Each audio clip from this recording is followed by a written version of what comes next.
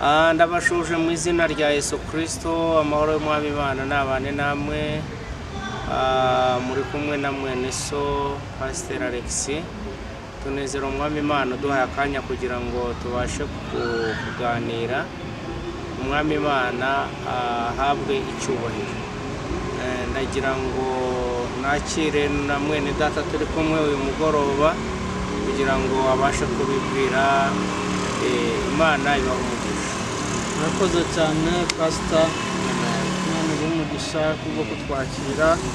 Amazina yanjye yitwa Evangeliste Jean Paul, abakorera Imana mu buryo bw'ivugabutumwa ndetse n'ibindi Imana idutegetse gukora. Imana ibaho umugisha, twishimiye kubana nawe. Amen. Reka kubwo igihe dusenga Imana, hanyuma nitumara gusenga twakire umushyitsi dukomeze kuganira n'ikiganiro cyacu. Mwami Imana nyiribihe, tugufite ntacyo tugufite nitwifuza undi murengezi kandi tutagufite ntacyo twakwishoboza. Turasenze kugira ngo umwuka wera w'Imana abe hamwe natwe adushoboze kugira ngo ibyo tugiye kuganira na bene data bibashe kubagirira umumaro. Urakoze kumva gusenga, izina ryawe nirihabwe icyubahiro mu izina rya Yesu. Amen. Ndakwakira mu izina rya Yesu. Ndagira ngo muri aka kanya tuganire ku kintu kijyanye no gukorera Imana, inyungu zo gukorera Imana. Usanga abantu benshi babona yuko hari gukorera Imana nta mumaro, nta nyungu zirimo, ndetse rimwe na rimwe abantu bakagerageza kuzishakiramo. Usanga nyine ari n'ibintu bibabaje kubera ko abantu bagerageje kuzinuka insengero kubera navuga imikorere mibi ya twebwe abitwa abapasitori cyangwa abakozi b'Imana. Mu mwanya mutoya dufite, ese haba harimo inyungu ki mu gukorera Imana? Turabizi ko hari ababikora neza n'ababikora nabi. Uyu munsi ntabwo turi buvuge cyane ku babikora nabi, ahubwo turavuga ku ngororano z'abakozi b'Imana. Ndakwakira tubwirire bene data badukurikiye, tubasaba yuko ubu butumwa bajya babusangiza abandi. Ntabwo twaje hano gushaka amafaranga, ahubwo twaje kwamamaza inkuru ya Kristo Yesu. Ndagusabye mwene data mushiki wanjye kugira ngo ujye usangiza aba bantu ubutumwa. Ntabwo ngutegeka gukora subscribe wumva ushaka yuko tuzajya dusangira buri kimwe Imana idutegurira. Rwose wayikora kandi ukajya usharinga ku bandi kandi ukanakomantinga ukatubwira uko ubyumva cyangwa n'ibindi wumva twazaganira. Urakoze. Ni izihe nyungu zo gukorera Imana? Murakoze cyane Pastor. Mu by'ukuri ntabwo twaganira ijambo ry'Imana cyangwa amagambo y'Imana tudasomye Bibiliya ijambo ry'Imana. Mu mategeko yose ndetse n'ibihugu iyo bajya gukora ibindi bikorwa byose by'igihugu, nk'uyu munsi Uganda ni Independence Day, babanje baririmba indirimbo y'igihugu. So natwe indirimbo y'ijuru ni ijambo ry'Imana.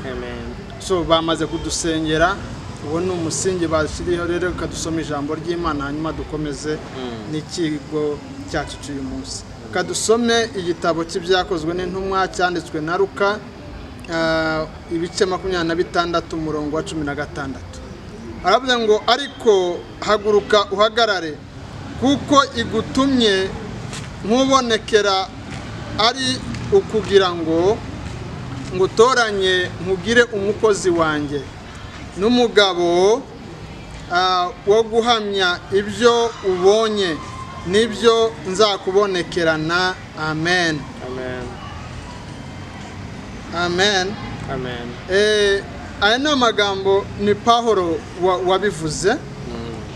So rero kubyo mwari mumaze kutubaza cyangwa se tugiye kuganiraho kubijyanye inyungu zo gukorera Imana. Inyungu zo gukorera Imana. So ubanza mbese mu buzima busanzwe tubanza turebe se iyo umuntu yakoze inyungu zibimuvira ziva muri kwa gukora kwe nizihe. Iyo ugiye ku kazi runaka kariko kose ubutegereje amafaranga cyangwa se umushahara. Iyo ugiye ku murimo organization cyangwa se association runaka, hari inyungu butezemo. Hari inyungu ya mbere nakwita ko ari inyungu ubanza ukagira inyungu y'ubwenge cyangwa ibitekerezo. Icya kabiri nicyo uzabivana mu musaruro uzavana muri cya kintu. So nkavuga nti inyungu zo gukorera Imana, abantu benshi batekereza ngo wenda gutangira itorero, gukora ivugabutumwa rya kure ni ukujya gushaka amafaranga. Ariko burya ndenda nkubwire ngo icyo Imana yashize mu muntu ntabwo kigiye gituma agisinzira. Icyo Imana yaguhamagariye gukora ntabwo cyatuma usinzira. Kandi inyungu zo gukorera Imana ntabwo ari amafaranga, ahubwo ni ukugaragaza icyubahiro cy'Imana. None se nimba atarimo amafaranga haba harimo nyungu ki? Ntabwo twahamagariwe kubw'amafaranga. Muri ubu buzima rega dukeneye amafaranga. Iyo myenda wambaye ni amafaranga. Yego. Iyo Bibiliya wasomye wayiguza amafaranga. Ndabyemera. Umupira wambaye wawuguza amafaranga. Cyane. Nta kintu na kimwe utaguza amafaranga. None nimba atarimo amafaranga urumva harimo nyungu ki? Duhereye ku bakozi b'Imana ba Abrahamu, ngiye kukwereka Abrahamu nk'ikigereranyo cyiza kitarimo amafaranga na rimwe, ahubwo aho yavuye niho hari amafaranga. Iwabo kwa Setera yari umucuruzi w'ibigirwamana, yabicungishaga Abrahamu akajya amubwira ngo imvura nigwa ujye kubiterura ubishire mu nzu. Ariko igihe cy'Imana kigeze kugira ngo imutume imukoreshe kumukoresha iby'Imana none ishaka, n'inyungu turaza kuzireba za Abrahamu n'abandi bakozi b'Imana cyane. None Imana yambwira ngo va mu nzu mu rugo rwaso, uve mu gihugu cyanyu ujye aho nzakubwira, aho nzakwereka. Nta mafaranga yamuhaye ya tike, yagendesheje ibirenge bye. N'ubutumwa bwa kera rega n'ubu ngubu dusigaye tugura amamodoka n'amamoto n'indege. Kera nta muntu wasabaga n'amafaranga ya tike, wagendagishaga amaguru. N'amabanga twagiye tubwirwa n'abasogokuru basenze. None se ukiraho uyu munsi gutumira umuhanzi mubanza kujya mu biciro. Mubanza kujya mu biciro, ibyo ndumva atari ibanga. Ntabwo watumira umuhanzi, okay, ntabwo ari bose, ariko majority abenshi mugomba kujya mu biciro. Bakakubwira ko akeneye gusiga mu rugo. Kubera iki? Nuko azi ko kuza akaririmba nta nyungu zirimo. Urumva ari uko nkeneye kumenya nize nyungu zirimo. Waruvuze ngo uri mu gutumira umuhanzi akabanza mu gaciribikana n'abavuga butumwa, akagusaba amafaranga yo gusiga mu rugo. Ese aya mafaranga n'ubutumwa agiye kuvuga niki kiremereye? Urumva icyo yashize imbere kirinze n'urugo rwe nari amafaranga, ariko Imana ntabwo iriyo. Avuze ngo Imana ishobora kuma ibiryo kugira ngo njye mu butumwa, yabikora. Itabanje guciririkanya na pastor. Ushatse kuvuga ko saba kuramo amafaranga n'Imana baba bafite? Ndabyemera kuko ari Imana. Okay, urebye context turimo ubu ngubu, ibyo ngibyo birakorwa, ariko se niko kuri? Ngiye kubwanjye simbyemera. Ukuri ni ukuhe?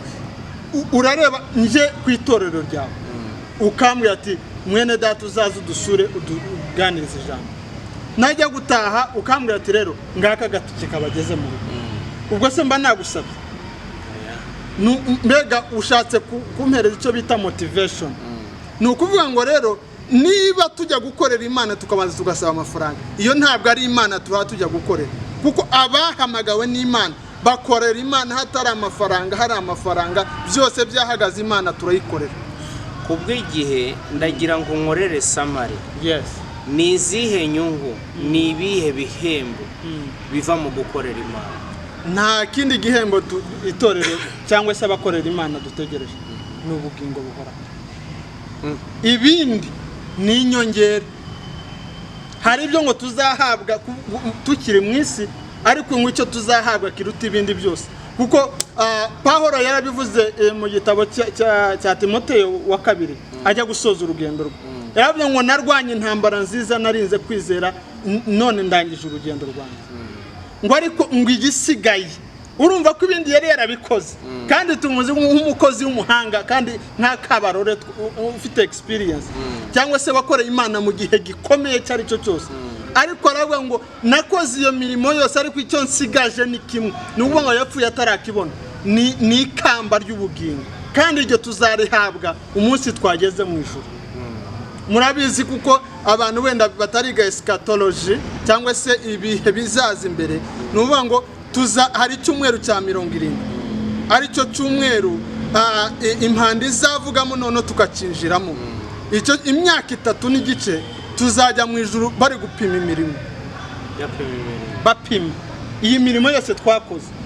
Ariko urya wese wakoze nabakorera Imana baciririkanye, iyo mirimo izashya n'ubundi yamaze no gusha. Irya birya baciririkanyije, ndakubwira kuko ntabwo bizandikwa mu gitabo cy'ubugingo. Mu ijuru handitswe mu gitabo imirimo wakoranye urukundo kubw'inyungu z'Imana. Mu ncamake gukorera Imana nukurinda igihembo n'ubugingo buhoraho, nta bindi tugomba gutegereza. None tukiri mu isi tuzabaho guterera? Imana izi uko tuzabaho. Ibizi gute? Irabizi kuko yaraturemye kandi dutuma mu kazi, niyo boss wacu. So Imana niba yaraguhamagaye izagutunga sa amafaranga yashira, ariko icyo Imana yagutumye gukora ntikizashira kandi izakikurindiramo. None tugana ku musozo w'iki gice cya mbere tukazakomeza, ni igiki wabwira abantu abangaba bari guhamagarwa n'Imana bagatinya yuko muri ubu buzima nta gihembo? Ni iki wababwira? Ndenda ntange encouragement cyangwa se ijambo ryo kubafasha. Mu by'ukuri mu myaka maze mu itorero hari ibyo tubonye, ariko ndenda mbwire aba bantu batinya cyangwa se batekereza ku bihembo byaha mu isi, ntabwo turabisi turabijuru, turebe ambassador